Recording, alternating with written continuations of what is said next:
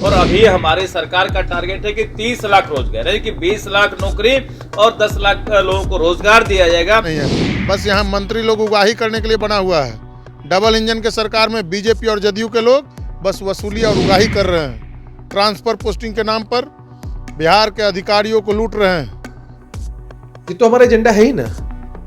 लक्ष्य क्या होगा, नीति निर्धारण कैसे होगा, यह तो हमारे नेता नीतीश कुमार जी तय करेंगे। के अलावा और कुछ है ही नहीं, क्योंकि इंडस्ट्री नहीं है, उद्योग नहीं है, तो जो अगर आपको कुछ करना है युवाओं के लिए तो नौकरी ही है, तो सब लोग उसी पर आ गया है। तेजस्वी यादव तो 2022 से ही युवा कर रहे हैं, नौकरी रोजगार कर रहे हैं, लाइन पर बात करते हैं, लेकिन स्टेट के लिए कोई बड़ा काम किए हों, माने एक काम वो अगर गिना दें कि हमने अपने जिले में या अपने राज्य में कोई बड़ा काम किया हो।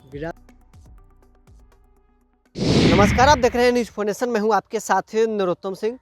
इसी साल बिहार में विधानसभा का चुनाव है, लेकिन नीतीश के मंत्री 25 में ही 30 का भी एजेंडा सेट कर रहे हैं। नौकरी की बात लगातार बिहार में हो रही है, क्रेडिट लेने की भी बात होती है, लेकिन नीतीश के मंत्री नीरज सिंह बबलू ने ऐलान कर दिया है कि 2030 चुनाव से पहले 30 लाख बिहार को युवाओं को रोजगार हम देंगे। हमारे साथ वरिष्ठ पत्रकार इंद्रभूषण सर हैं। 30 चुनाव का एजेंडा 25 में ही नीतीश के मंत्री सेट कर रहे हैं। इसी साल विधानसभा का चुनाव है, नौकरी को लेकर बात होती है, तेजस्वी यादव की तरफ से भी क्रेडिट लिया जाता है। नीतीश कुमार कहते हैं मुख्यमंत्री हमें क्रेडिट मेरा रहेगा। देखिए, बिहार में नौकरी के अलावा और कुछ है ही नहीं, क्योंकि इंडस्ट्री नहीं है, उद्योग नहीं है, तो जो अगर आपको कुछ करना है युवाओं के लिए तो नौकरी ही है, तो सब लोग उसी पर आ गया है। तेजस्वी यादव तो 2022 से ही युवा कर रहे हैं, नौकरी रोजगार कर रहे हैं। नौकरी भले ही नीतीश कुमार की कैबिनेट ने दी हो, लेकिन वो उसका दावा करते हैं कि मेरे ही दबाव में आया। तो मजबूरी भी है, सब पार्टियों की मजबूरी है कि युवा के लिए बात करें। तो युवा के लिए क्या बात करेंगे? आपके यहाँ तो इंडस्ट्री है नहीं, तो फिर नौकरी की आप बात करेंगे। इसलिए आप देखिएगा, अभी बड़े बड़े पेपरों में बड़ा बड़ा विज्ञापन आ रहा है कि हमने इतनी नौकरी दी, इतनी और देंगे।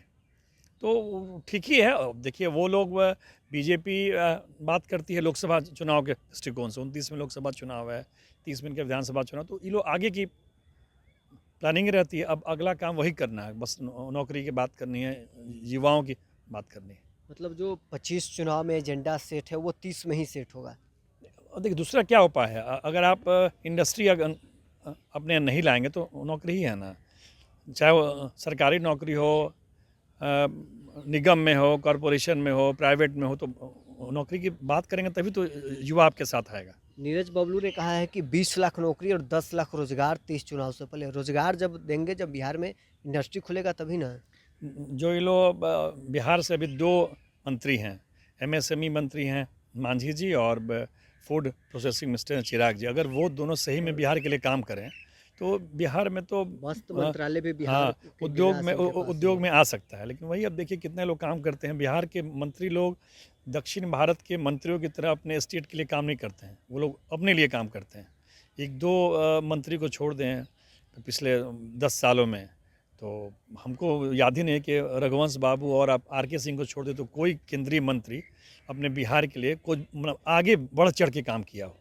ठीक है, अपना रूटीन काम तो हर कोई करता हो, अपने स्टेट के लिए, अपने ज़िला के लिए कुछ बड़ा काम करने वाला कहाँ? आप बताइए, कोई दिखाओ तो। रोजगार की बात हो रही है। गिरिराज सिंह टेक्सटाइल मिनिस्टर हैं। टेक्सटाइल पार्क केंद्र सरकार चुन रही है। जिस मंत्रालय के बिहार से मंत्री हैं, 10 लाख एक टेक्सटाइल पार्क से युवाओं को रोजगार मिलेगा, लेकिन बिहार को ही नहीं चुना गया है। देखिए, गिरिराज सिंह पिछले 10 सालों से मंत्री हैं, तो 2-3 विभागों में रहे।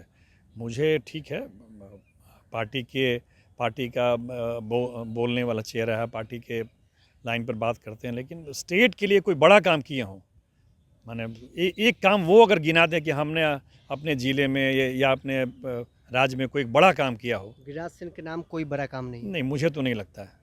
लालू यादव के जिम्मे कम से कम रेल चक्का कारखाना, रेल इंजन कारखाना है।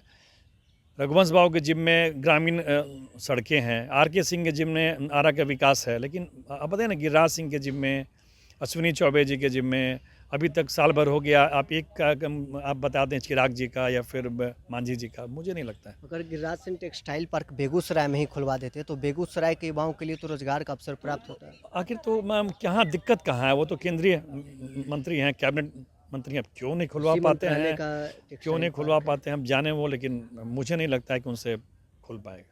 सवाल है कि बीजेपी के मंत्री जो कह रहे हैं कि हम 30 लाख रोजगार देंगे, क्या ये संभव हो पाएगा 30 चुनाव तक? देखिए, नौकरी तो जनरेट होती रहती है ना भाई, हर विभागों में बहाली है, सिपाही में बहाली है, दरोगा में बहाली है, बीपीएससी से बहाली है, एसएससी से बहाली है, एसएससी से बहाली है, शिक्षकों की बहाली है, तो बहाली तो होती रहती है। तो 20 लाख तो हो ही जाएगा ना।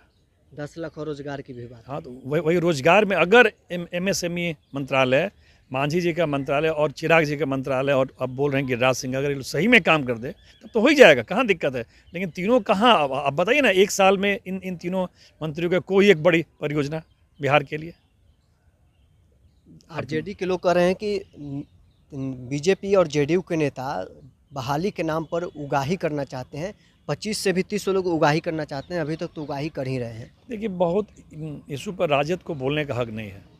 वो जो आरोप लगाते हैं वो इस सब काम कर चुके हैं, चाहे वो कानून व्यवस्था खराब करने की बात हो, नौकरी में उगाही की बात हो, बीपीएससी से बहाली की बात हो, इस सब कुकर्म राजद के सरकार में भी हो चुका है। तो वही लोग अगर ये भी कर रहे हैं तो उनके आरोप लगाने से क्या फ़ायदा है?